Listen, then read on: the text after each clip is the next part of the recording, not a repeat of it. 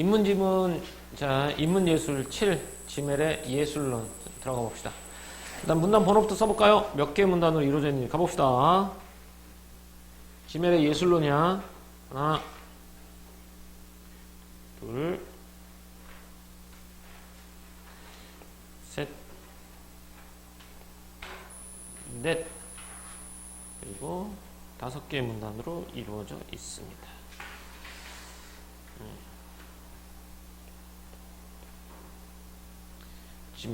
지멜의 예술론 한번 가봅시다. 첫 번째 문단부터 가보자. 얘는 지멜의 예술론이라고 이 글에 화두를 던져놨잖아. 그래서 지멜의 예술에 대한 커다란 가이드라인만 갖고 있으면 이 글의 내용은 좀 더 수월하게 갈 수 있어요. 자, 가봅시다. 예술작품을 해석하고 평가하려는 시도는 작품을 예술 발전의 과정에 편입해서 이해할 수 있도록 하는 역사적 조건들을 탐구하거나 형태, 구성, 색채, 소재 등의 요소를 분석하는 방향으로 귀결되는 경우가 많다라고 했어. 그래서 여기서 보면 글이 좀 길면, 문장 자체가 길면 포인트가 잘 안 잡힐 수 있는데 찍어보자고. 주어는 어디까지냐면 예술작품을 해석하고 평가하려는 시도예요. 이 시도는 어떤 경우가 많았냐면 첫 번째, 예술작품을 예술 발전의 과정에 편입해서 이해할 수 있도록 역사적 조건들을 탐구하거나, 이게 첫 번째고, 두 번째가 형태, 구성, 채색, 소재 등의 요소를 분석하는 방향으로 귀결되는 경우가 많았어요. 이 두 가지야. 예술작품을 해석하고 평가하는 시도, 이 첫 번째부터 얘기해 줄게. 잘 봐.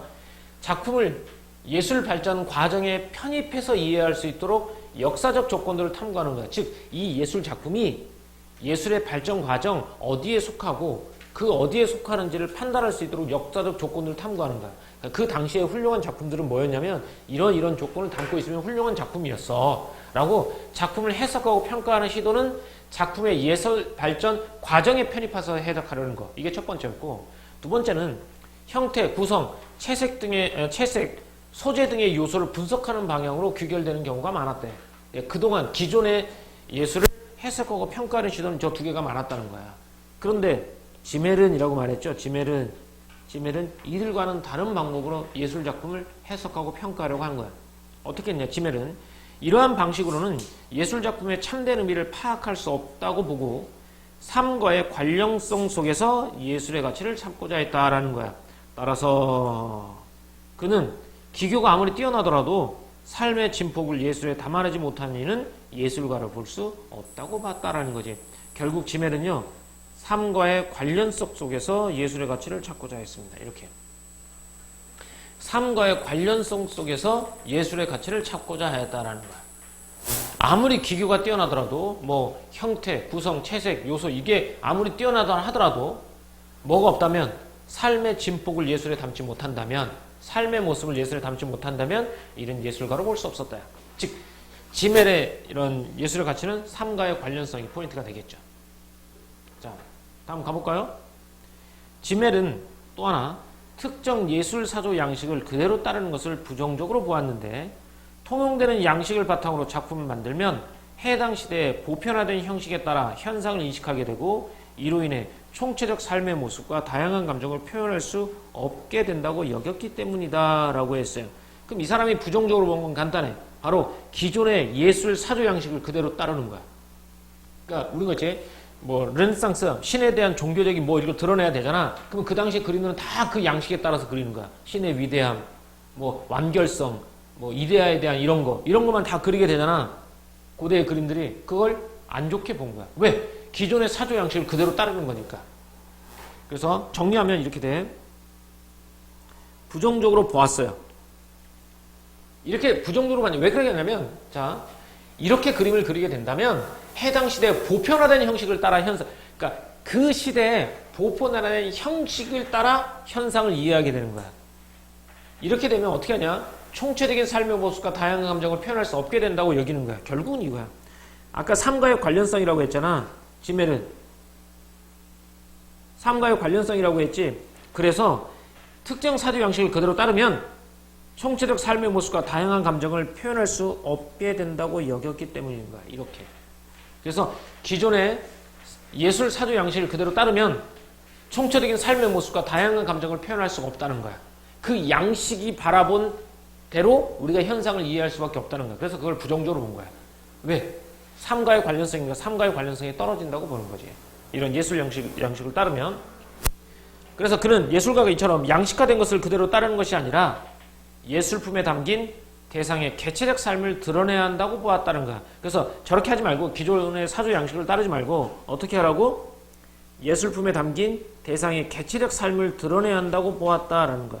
결국 아까 삶과의 관련성이잖아. 대상에 내가 대상을 보잖아. 그럼 대상의 모세 대상의 개별성이 드러나야 되는, 개별적인 삶이 드러나야 된다는 거야. 그래서 지멜은 관통하는 큰 줄기가 있단 말이야. 관통하는 큰 줄기가 뭐라고? 바로 삶과의 관련성이야. 이게 예술이야. 그런데 기존의 사조 양식을 따르면 개별적인 삶이 드러나지 않아. 보편적인 양식으로 바라보는 현상만 나오는 거야. 그래서 총체적인 삶과 다양한 감정을 표현할 수 없어. 그래서 진정한 예술가는 대상의 개체적인 삶의 모습을 드러내야 한다라고 본 거지. 그에 따르면 르네상스 초상화는 여기 네모 하나 쳐놓을게요. 현세를 초월한 완전함, 절대성을 추구하려는 이상을 따랐고 이를 효과적으로 드러내기 위해 명료한 조화와 균형을 기준으로 삼고 보편적 형식에 따라 그려졌다. 이로 인해서 르네상스 초상화의 인물들은 전형적인 인상을 갖게 되는 경우가 많았다라고 했지. 그럼 봐봐. 그럼 르네상스 초상화는 지멜의 입장에서 봤을 때 기존의 사조 양식을 따라 그렸니? 아니면 사물의 개체적인 삶을 그렸니? 지금 어때? 여기까지 읽어봤을 때 뭐에 따라 그렸니? 보편적인 형식에 따라 그린 거지. 보편적인 형식에 따라 그렸기 때문에 기존의 예술 사조 형식에 따라 맞춤 그린 거야. 그러면 지멜이 보자면 르네상스 초상화는 긍정적으로 보기니 부정적으로 보기니? 부정적으로 보지. 왜? 기존의 보편적인 형식에 따라 그렸기 때문에 뭐가 드러나지 않아? 뭐가 드러나지 않아? 개체적인 삶의 모습이 드러나지 않는다는 거야. 그래서 얘를 부정적으로 본 거야. 그로 인해 르네상스 초상화의 인물들은 전형적인 인상을 갖게 되는 거잖아. 사람들이 다 다른 사람들을 그렸는데 다 전형적인 일반적인 모습이 나타나게 되는 거야. 그럼 개체적 삶이 드러나지 않는 경우야. 그래서 지멜은 르네상스 초상화가 대상의 개체성의 가치를 담아내지 못하는 초개체적인, 개체를 뛰어넘는 전형성을 가진 작품에 불과하다고 비판하면서 렘브란트의 초상화가 라고 했죠. 그래서 여기서는 지멜은 르네상스 초상화가 대상의 개체성을 담아내지 못하는 초개체적인 작품에 불과하다며 비판했어. 그냥 르네상스 초상화와 반대로 렘브란트의 초상화가 나오는데 이렇게 렘브란트 초상화가 나와요. 차이점이 두 개 대조하면서 렘브란트 초상화는 뭘 그렸겠니? 그러면 얘는 부정적으로 보고 얘를 긍정적으로 봤단 말이야. 그럼 얘는 뭘 그렸겠니? 그렇지. 전형적인 모습이 아니라 개체적인 삶, 대상의 개체적인 삶의 모습을 담아낸 거야. 그래서 훌륭하다고 봤겠죠. 렘브란트의 초상화가 여기 삶과의 관련성이잖아. 지멜은 무조건 삶과의 관련성이니까 삶을 예술의 중거점으로 삼고 인물의 전체적인 삶을 표현할 수에 주목하였다. 이렇게.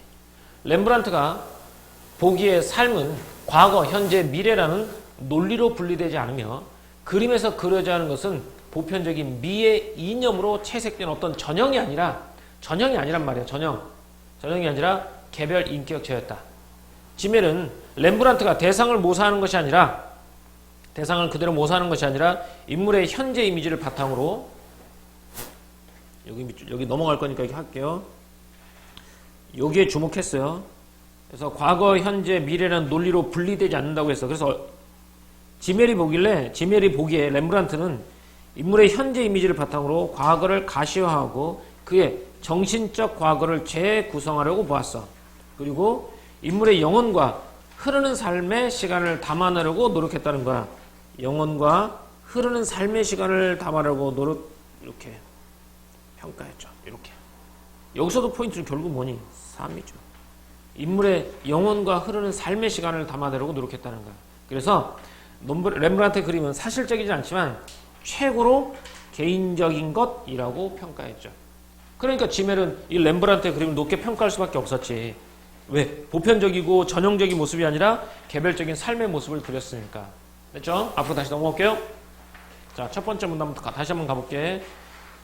예술작품을 평가하려는 기존의 시도는요, 예술 작품을 예술 발전의 과정에 편입해서 이해할 수 있도록 역사적 조건들을 탐구했어요. 그 당시에 작품들은 어떤 조건을 갖춰야 되고 어떤 흐름을 갖춰야 되고 그래서 그 흐름에 보려고 또는 형태, 구성, 채색, 소재 등의 요소를 분석하는 방향으로 귀결되는 경우가 많았단 말이야. 하지만 지멜은 이런 걸 다 떠나서 이렇게 되면 예술의 참된 의미를 파악할 수 없다. 뭐와 관련성이 있어야 된다? 삶과의 관련성 속에서 예술의 가치를 찾고자 했다라는 거지. 그래서 삶의 진폭을 담아내지 못하면 뭐가 아니다? 훌륭한 예술품이 아니다라고 본 거야. 되겠지? 자, 옆에 채워볼까요? 다 방금 했던 거죠. 자, 예술 작품을 평가하려는 기존의 시도는 두 가지야. 예술의 발전 과정에 편입해서 이해할 수 있도록 역사적 조건을 탐구한 거야. 또 형태, 구성, 채색, 소재 등의 요소를 분석하는 방향으로 귀결되는 경우가 많았어. 근데 지멜은 이러한 방식으로 예술의 참된 의미를 파악할 수 없다고 봤지? 그래서 뭐와의 관련성? 삶과의 관련성 속에서 예술의 가치를 찾고자 했다. 이게 되는 거죠. 이게 재물의 예술이죠. 어때? 상대 앞에 것보다 더 쉽지? 일단 여기까지는 딱 떨어지죠? 이렇게 좋아. 그러면서 이제 르네상스 초상화와 렘브란트 초상화를 비교했지? 어떤 걸 부정적으로 봤다고? 상도, 르네상스 초상화와 렘브란트 초상화 중에 어떤 걸 더 부정적으로 봤다고? 르네상스 초상화를 부정적으로 봤지. 왜 부정적으로 봤을까? 뭘 담아내지 못해서? 그래. 개체적인 삶을 담아내지 못해서 라고 본 거야. 자, 본문 한번 다시 보면 그래서 지멜은 특정 예술 사조 양식을 그대로 따르는 것을 되게 부정적으로 본 거야. 왜? 통용되는 양식, 보편적인 형식 이렇게 그리다 보니까 그 당시 보편하는 형식에 따라서 현상을 이해하게 되는 거야. 그러다 보니까 총체적인 삶의 모습과 다양한 감정을 표현할 수 없게 됐다고 여긴 거지. 그래서 예술품에 담긴 대상의 개체적 삶을, 예술은 개체적 삶을 드러낸다고 본 거야. 그래서 개체적 삶을 드러내는 게 누구야? 르네상스의, 렘브란트의 초상화가 된 거지. 그래서 르네상스 초상화는 대상의 개체성의 가치를 담아내지 못하는 초개체적인 작품. 초개체는 뭐니? 개체와 개체를 초월한 보편성을 다뤘다는 얘기야. 그래서 부정적으로 본 거고, 렘브란트의 초상화는 삶을 예술의 기준점으로 삼고 인물의 전체적 삶에 표현해서 그랬다는 거지. 그래서 현재 삶을 바탕으로 과거를 가시화하고 정신적인 과거를 재구성한 그림인 거야. 렘브란트의 그림은. 그래서 인물의 영혼과 흐르는 삶의 시간을 담아내려고 노력했기 때문에 최고로 개인적인 것이다 라고 말한 거죠. 이렇게 된 거죠. 그러면 앞에 다시 가보자. 자, 여기에 좀 내용이 많아. 내용을 좀 많이 썼어. 선생님이 좀 기억하라고. 르네상스 초상화와 렘브란트의 초상을 비교했죠. 지멜은 특정한 예술사조의 양식을 그대로 따르는 것을 부정적으로 봤죠. 왜냐하면 예술은 예술품에 담긴 대상의 개체적인 삶을 드러내야 된다고 본 거니까. 그런데 그 양식을 따르게 된다면 그 당시에 보편적인 형식으로 현상을 이해할 수밖에 없어. 그래서 개체적인 삶이 드러나지 않아. 총체적 삶과 다양한 감정이 드러나지 않아. 이렇게. 그래서 해당 시대의 보편화된 형식을 따라 현상을 인식하고 총체적 삶의 모습과 다양한 감정을 표현할 수 없게 된다고 여기기 때문에 특정한 예술사조 양식을 그대로 따르는 것을 부정적으로 봤죠. 자, 그래서 르네상스 초상화 비교 한번 해보자. 르네상스 초상화는 전형적인 인상을 가지게 된다는 거야. 보편적인 양식을 따랐기 때문에. 그래서 현세를 초월하는 완전함, 절대성 이런 것들을 따르게 됐고, 명료한 조화와 균형 이런 것들을 기준으로 삼았고, 보편적인 형식에 따라 그림을 그리게 된 거야. 보편적인 형식에 따라서 르네상스 예술 사조 양식에 따라 그린 거야. 그런데 렘브란트 초상화는 개별 인격체를 그리게 됐고, 삶을 예술의 중거점, 기준점이야. 예술의 기준점을 삶에다 둔 거죠. 그래서 인물의 전체적인 삶을 표현한 것이야. 그래서 인물의 현재 이미지를 바탕으로 과거를 과시화하고 정신적 과거를 재구성함으로써 인물의 영혼과 흐르는 삶의 시간을 담아내려고 노력한 거야. 그래서 지멜은 르네상스 초상화는 대상의 개체성을 담아내지 못했고, 렘브란트의 초상화는 사실적이진 않지만 최고로 개인적인 것이다 라고 한 거지. 그러니까 개별적인 삶을 잘 다룬 것이다 라고 하면서 렘브란트 그림에 대해서 극찬을 한 거죠. 누가? 지멜이. 이렇게. 다 채워봐요. 채울 수 있죠?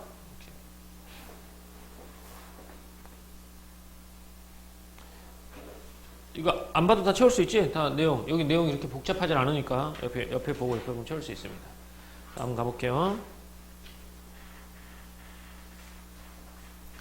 그러면 이제 미리 내용을 얘기하자면, 그럼 지멜은 예술사조를 만드는 거, 특정한 경향이라든지 형식에 따라 맞추는 거 별로 좋아하지 않았잖아.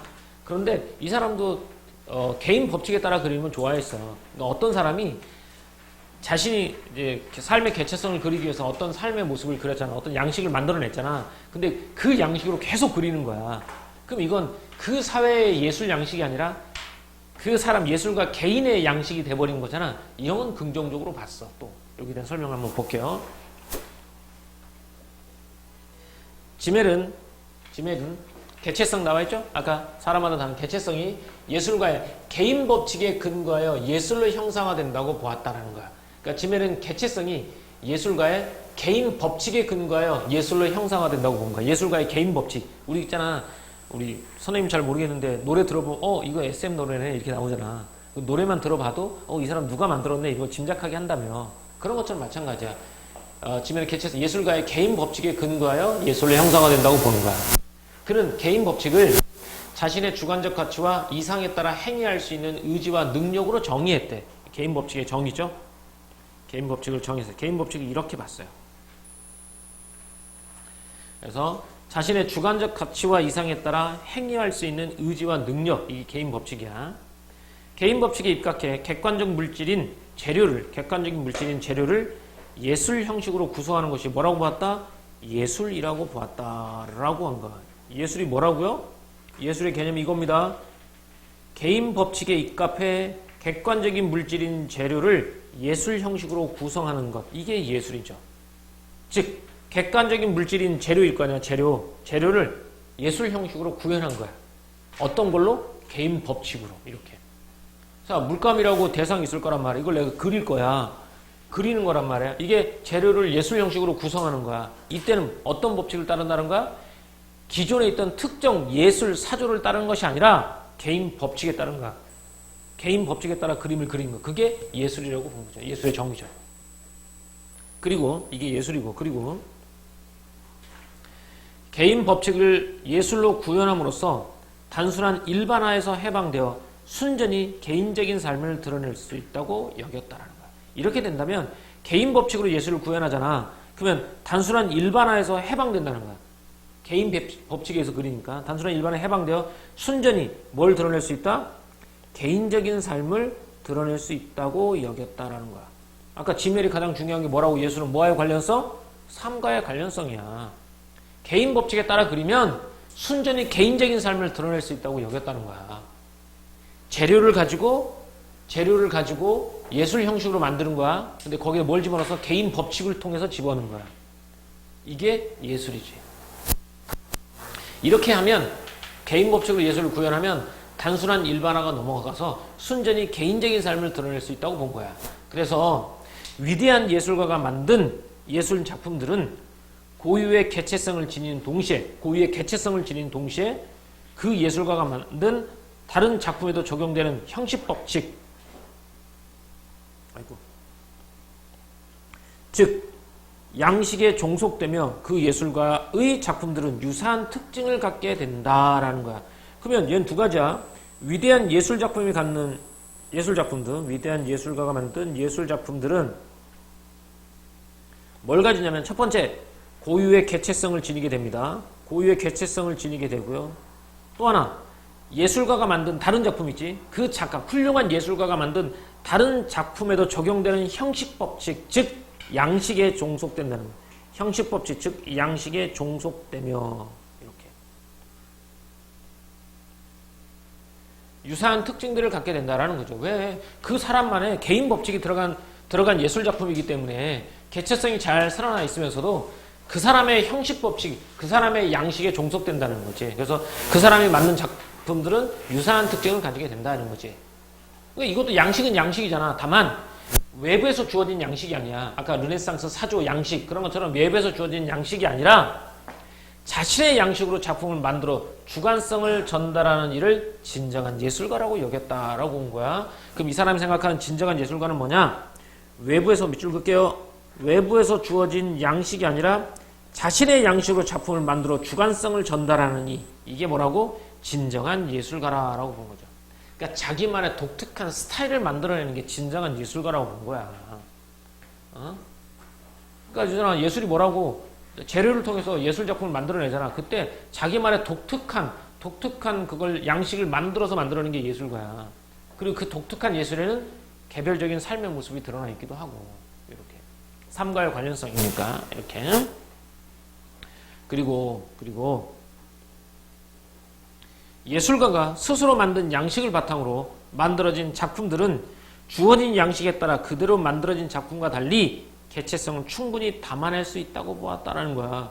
그러니까 이게 아까 했잖아. 예술가 고유의 개체성을 만들어 나오잖아. 그렇게 그리면 충분한 뭘 다룰 수 있다고? 다른 작품과 달리 개체성을 충분히 담아낼 수 있다고 보았다라는 거야. 이렇게.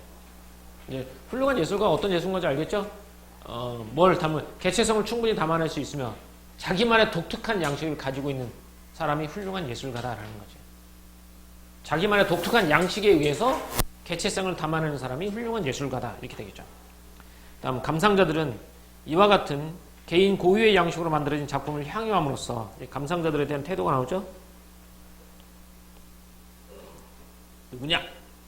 감상자들은 이와 같은 개인의 고유의 양식으로 만든 작품을 향유함으로써 예술가의 영혼과 교감하게 되는데 예술가의 주관성이 작품을 거쳐 감상자에게 전달되기 때문이다 라고 했죠. 이런 작품을 통해서 예술과 영혼이 교감하게 된다라고 했죠. 여기는 이제 감상자들 입장에서 본 거죠. 예술가의 주관성이 작품이라는 매개물을 통해서 누구에게 전달된다? 감상자에게 전달된다라는 거야. 그래서 작품을 향유하면서 예술가의 영혼과 교감하게 되는 거지.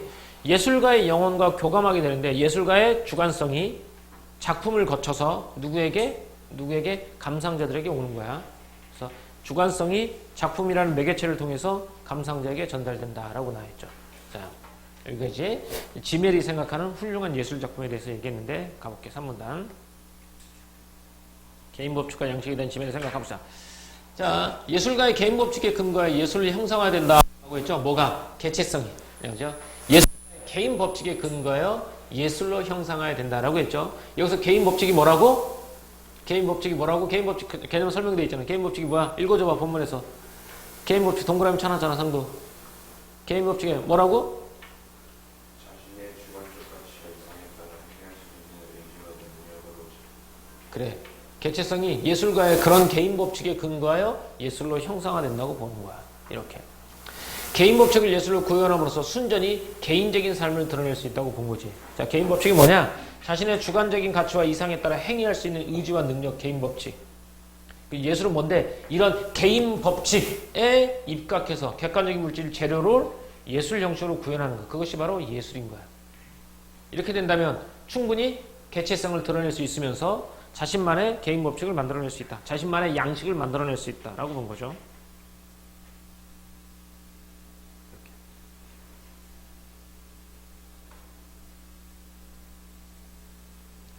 자, 다음. 외부에서 주어진 양식이 아니라 자신의 양식으로 작품을 만들어 주관성을 전달하는 일을 우리는 진정한 예술가라고 본다는 거야.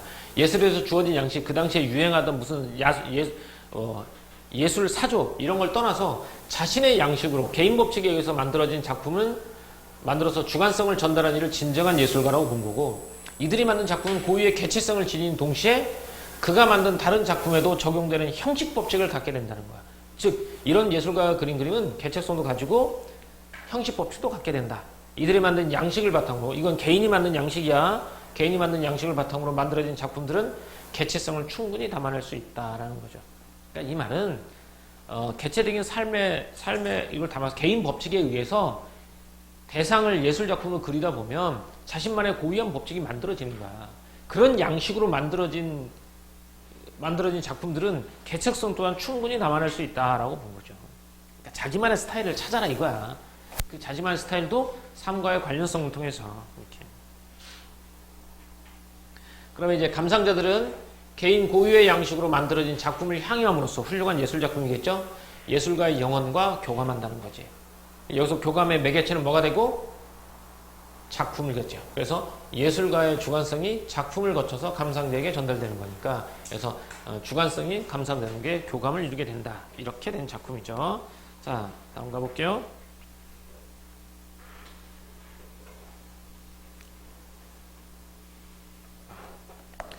지멜은 감상자들이 총체성을 중심으로 예술을 감상해야 예술가가 작품에 담고자 하는 삶의 진폭을 이해할 수 있다고 주장했대요. 그럼 여기는 감상자들에 대할 태도죠. 감상자들이 이해할 태도죠. 뭘 중심으로? 총체성을 중심으로 예술을 감상해야 한다.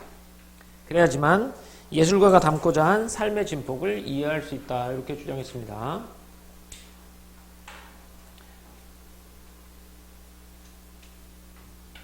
자, 삶에서 각각의 순간을 합하는 것으로 삶의 의미가 드러나지 않듯이 예술작품 속에서 상호작용하는 각각의 요소를 분리하여 개별적으로 분석하는 것은 예술의 의미는 드러나지 않는다라고 본 거지. 그럼 여기서 총체성 중심이라고 했는데 이것과 반대되는 게 뭐가 되겠냐? 총체성 중심, 요거 반대되는 게 개별적 분석이 되겠죠. 즉 총체성을 중심으로 봐야지 개별적으로 분석하면 안 된다라고 보는 거죠. 총체성을 봐야 된다. 개별적으로 탁탁 끊어서 보면 안 된다 이거야. 좀 더 가볼게.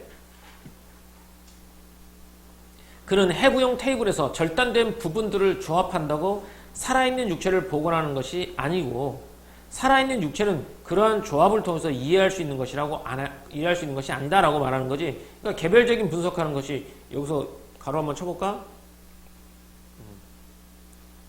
요렇게 요게 이제 개별적으로 분석하는 거란 말이야. 이게 개별적으로 분석하는 거잖아. 이게.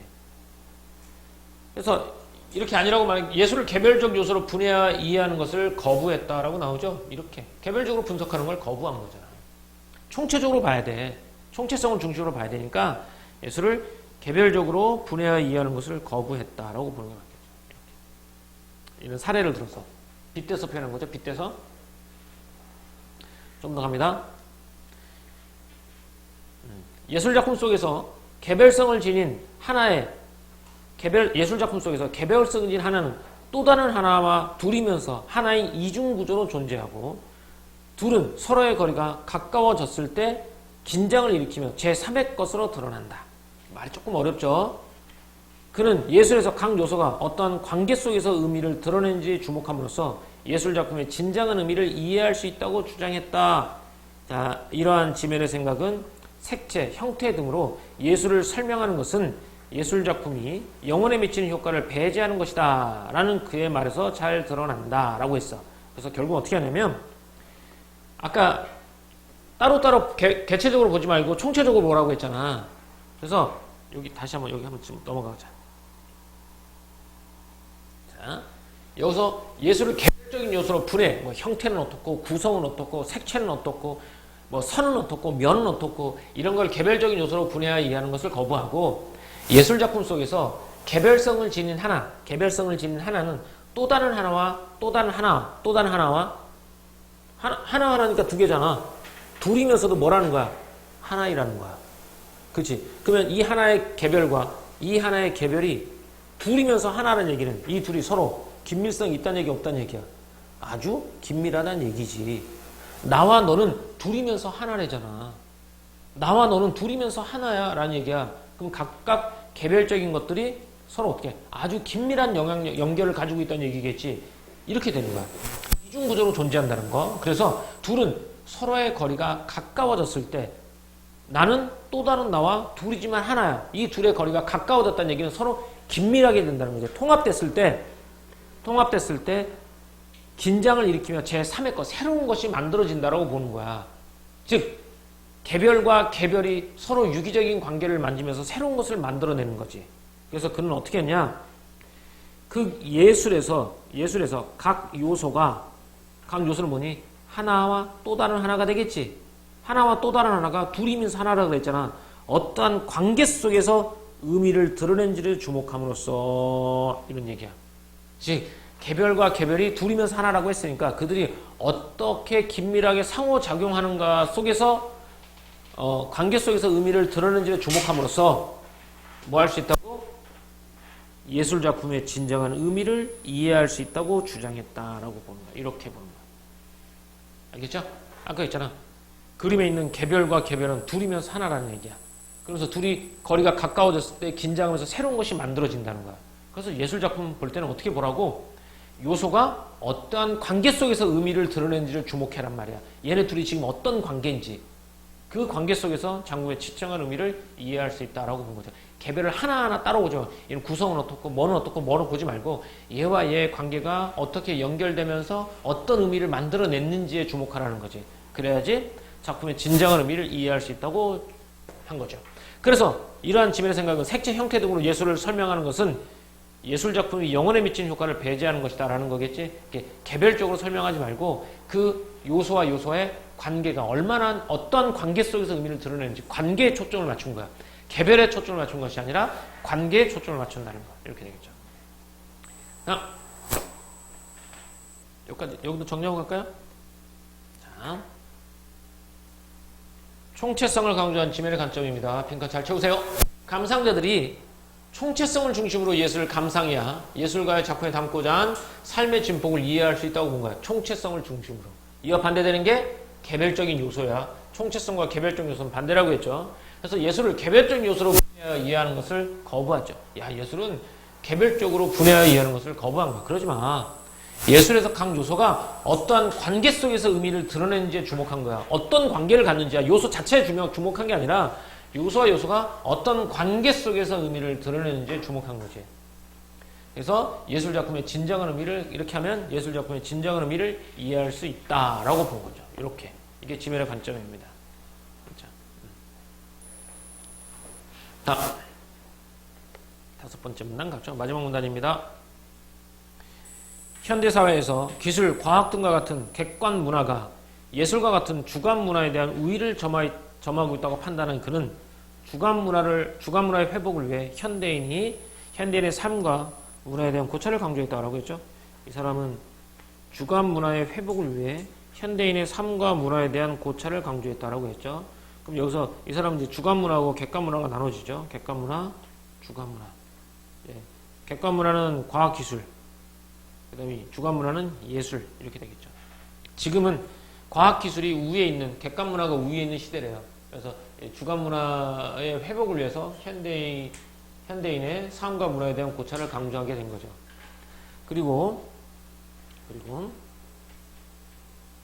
예술을 이해하는 기준은 외부에서 주어진 형식이 아니라 아까 외부에서 주어진 형식 우리는 다른 말로 뭐라고 했죠? 특정한 예술 사조 양식이라고 했죠. 그런 르네상스 무슨 로코코 양식이니 이름 붙은 외부의 양식 이런 것들이 아닌 삶이 되어야 한다고 보았다라는 거죠. 이게 지금 지멜이니까 결국은 이 사람의 핵심은 뭐니? 삶이잖아, 삶. 삶이 되어야 한다고 보았다. 외부 양식에 잘 따르는 자가 아니라 얼만큼 삶의 모습을 잘 드러내고 개인 법칙에 의해서 잘 그려냈느냐 이건 거지.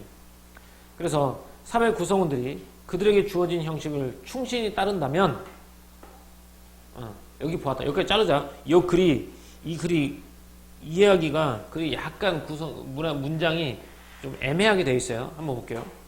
여기서 선생님이 몇 번 읽어봤는데 여기서 잘라주는 게 맞다고 생각해.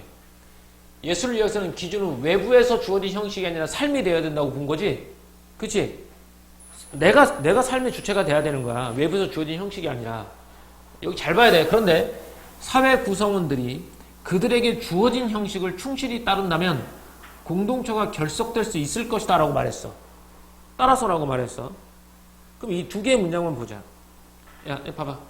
이거 예술을 이해하는 기준은 외부에서 주어진 형식이 아니라 삶이 되어야 한다고 본 거지. 그럼 이 문장하고 뒤에 사회 구성원들이 그들에게 주어진 형식을 충실히 따른다면 공동체가 결속될 수 있을 것이라고 말했잖아. 두 개 같은 내용이니? 전혀 다른 내용이지. 그런데 문장이 이렇게 연결돼 있으니까 여기서 안 잘리면 이런 삶이 되어야 된다고 해. 이렇게 하면 결속될 수 있을 거야 라고 하니까 되게 긍정적인 것에 긍정적인 거 이 두 개가 자연스럽게 연결돼야 될 것 같잖아. 여기서 잘라야 돼. 얘는 여기서 끝났어. 외부의 형식을 따르면 안 돼. 근데 사회 구성원들이 그들 형식이가 외부 형식이지. 외부 형식을 따를 땐 공동체가 결속될 수 있어. 앞뒤가 안 맞잖아 문장이. 얘를 뒤랑 연결시켜. 그럼 어떻게 되냐. 따라서 예술과 삶에 대한 지면의 생각은 공동체 구성원들에게 방향을 설정하는 역할을 했던 전통적 가치 기준을 해체함으로써 공동체의 결속을 해칠 수 있다는 비판을 받기도 하였다. 이 말이 되는 거야. 즉 이건 누구 생각이냐면 여기 있는 이거는 지멜의 생각이 아니야. 그래서 비판을 받아. 어떤 비판을 받냐면 공동체 구성원들에게 삶의 방향을 설정하는 역할을 했던 전통적 가치 기준을 해치함으로써 공동체 결속을 해칠 수 있다는 비판을 받았다는 거야. 왜? 지멜이 뭐라고 했는데, 야, 웹에서 주어진 형식 따르지 마! 라고 말했잖아. 근데 웹에서 주어진 형식이 바로 뭔데? 전통적인 가치 기준이란 말이야. 이걸 따르지 말라고 하는 거잖아, 지멜은. 그렇게 되면 이 새끼는 공동체 결속을 해칠 수 있겠는데, 얘가 외부의 형식을 따르지 말라고 하는 거잖아. 독고다이로 가라는 얘기잖아. 그렇게 되면 해칠 수 있지. 왜? 사회 구성원들이 주어진 형식에 충실히 따른다면 공동체가 결속될 수 있단 말이야. 그렇기 때문에 얘의 주장은 비판에 직면할 수 있다라고 본 거죠. 여기 문장 이해됐냐? 서진 이해됐지, 요거? 이렇게. 그럼 얘는 지멜의 견해가 아니야. 지멜의 견해는 주어진 형식이 아니라 개인의 삶이 돼야 돼. 이렇게. 그런데 기존의 관점은 어떤 거냐면, 야, 주어진 형식을 충실했을 때 공동체가 결속되는 거야. 근데 네 말처럼 외부의 주어진 형식을 따르지 말고 삶을 따르라고 한 얘기는 전통적인 가치 기준을 해체하라는 얘기잖아. 그럼 이건 공동체 결속을 해칠 수 있겠는데? 이렇게 보는 거야, 문장이. 상도 이해됐어? 하지만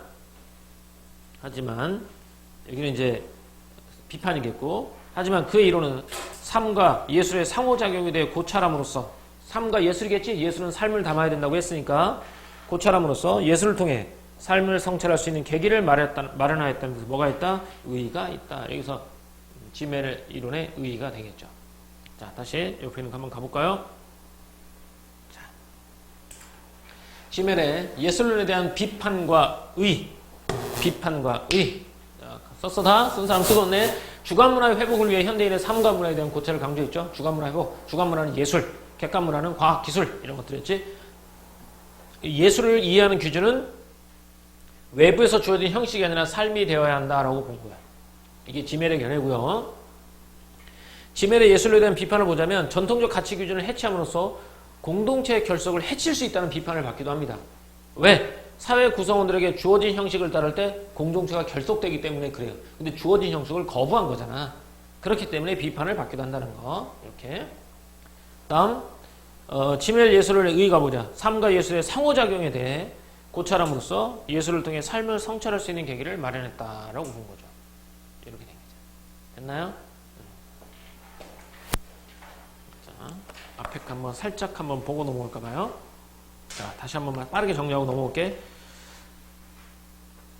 자, 예술 작품을 해석하고 평가하는 기존의 시도야. 예술 발전 과정에 편입해서 이해할 수 있도록 역사적 조건들을 탐구하거나 또는 요소를 분석하는 방향으로 귀결되는 경우가 많았는데, 지멜은 이렇게 하면 삶의 참된 의미를 파악할 수 없다고 본 거, 어디에? 삶과의 관련성 속에서 예술의 가치를 찾고자 했다는 거야. 그렇죠? 그래서 개별적인 삶을 다루지 못한 작품은 훌륭한 예술이 볼 수 없다고 본 거야. 그런 측면에서 지멜은 특정 예술 사조 양식을 그대로 따르는 것을 부정적으로 본 거야. 이렇게 된다면 총체적인 삶의 모습과 다양한 감정을 표현할 수 없게 된다고 보는 거지. 왜? 그 당시에 정해진 형식으로 현상을 보게 되니까 개별을 보지 못한다는 거야. 그래서 예술품에 담긴 대상의 개체적 삶을 드러내야 진짜 좋은 작품인데, 이렇게 하면 그대로 드러낼 수 없다는 거야. 그래서 르네상스 초상화 같은 경우는 전형적인 인상을 갖게 되는 경우가 많아서 르네상스 초상화가 대상의 개체성의 가치를 충분히 담아내지 못하는 초개체적인 작품에 불과하다고 비판한다. 그러면서 렘브란트의 초상화를 으뜸으로 쳤단 말이야. 왜? 삶을 예술의 기준점으로 삼고 인물의 전체적인 삶을 표현했다는 거야. 렘브란트는. 그래서 현재 이미지를 바탕으로 과거를 과시하고 그의 정신적 과거를 재구성한 거죠. 그럼으로써 인물의 영혼과 흐르는 삶의 시간을 담아내려고 노력하는 렘브란트 그침은 사실적이진 않지만 최고로 개인적인 것이다 라고 평가했다는 거야. 개인적인 삶을 다뤄야 된다는 얘기야, 예술은. 그런데 이 사람 이제 개인 법칙 예술 나와 있죠. 예술을 뭐라고 했냐면, 예술은 개인 법칙에 입각해 재료를 통해서 예술 형식으로 구성하는 게 예술이란 말이야. 개인 법칙을 통해서 재료를 가지고 그려야 돼. 개인 법칙에 의해서. 근데 그 개인 법칙이 뭐냐? 자신의 주관적 가치와 이상에 따라 행위할 수 있는 의지와 능력인 거야. 이거에 따라서 물질을, 재료를 예술 형식으로 만든 게 예술이다라고 본 거야. 그래서 개인 법칙으로 예술을 구현하잖아? 그러면 단순한 일반화는 어떤 거냐면 기존의 예술 사조 형식에 따르는 것이 단순한 일반화야. 거기서 해방되어 순전히 개인적인 삶을 드러낼 수 있다고 본 거야. 개인 법칙으로 인해서 예술을 하면 개인적인 삶을 드러낼 수 있다고 본 거야. 그러면서 훌륭한 예술가가 만든 예술 작품은 고유의 개체성을 지닌 동시에 개인 법칙에 의해 만들어진 그림이다라고 본 거야. 이 말이 개인 법칙에 의해서 만들어진 그림이라고 본 거야. 그래서 외부에서 주어진 양식이 아니라 자신의 양식으로 작품을 만들어서 만든다는 거지. 그치? 이게 진정한 예술가. 자, 고유의 개체성을 가지고 있으면서 개인 법칙에 의해서 만들어진 거야. 개인 법칙에 의해서 자신만의 양식을 만들어내는 사람이 훌륭한 예술가라고 본 거지. 그래서 이제 감상자들은 이와 같은 개인의 고유의 양식으로 만들어진 작품을 향유함으로써 예술가와 영원적으로 고유하게 된다라는 거겠죠. 이렇게 됐습니다. 다음 이제 감상자들에게 말하죠. 감상자들에게 이게 이제 예술가였죠. 훌륭한 예술가였고 여기는 감상자야. 감상자들은 예술을 총체성을 중심으로 예술을 봐야 된다. 총체성을 봐야지 개별적으로 분석하면 안 돼. 그러면서 이제 해부학실 예를 이제 빗대서 설명했죠. 그래서 예술을 개별적 요소 분해하는 것을 거부했다는 거야. 그럼 총체성으로 봐야 돼. 개별적으로 분석하는 것을 거부하고 총체성으로 봐야 되는데 그럼 총체성의 의미가 뭐냐? 바로 요소 간의 관계인 거야. 예술에서 요소 간의 관계, 어떤 관계 속에서 의미를 드러내는지에 초점을 맞추라라고 말해. 그래서 얘기하잖아. 하나와 또 다른 하나는 둘이면서 하나란 말이야. 그 둘의 긴밀한 관계를 가지고 있으니까 거기서 새로운 의미를 만들어내니까 개체 하나하나를 분석하지 말고 개체와 관계 속에서 드러나는 의미를 주목하라라는 거지. 그래야지만 예술작품의 진정한 의미를 이해할 수 있다라고 본 거야. 그러면서 현대사회는 객관문화가 우위에 두고 있는 사회에서 주관문화의 회복을 위해서 현대인의 삶과 문화에 대한 고찰을 강조한 사람이 이 사람이야. 알겠지? 그러면서 예술을 이해하는 기준은 외부에서 주어진 형식이 아니라 삶이라고 한 거야. 그러니까 이게 문제가 돼.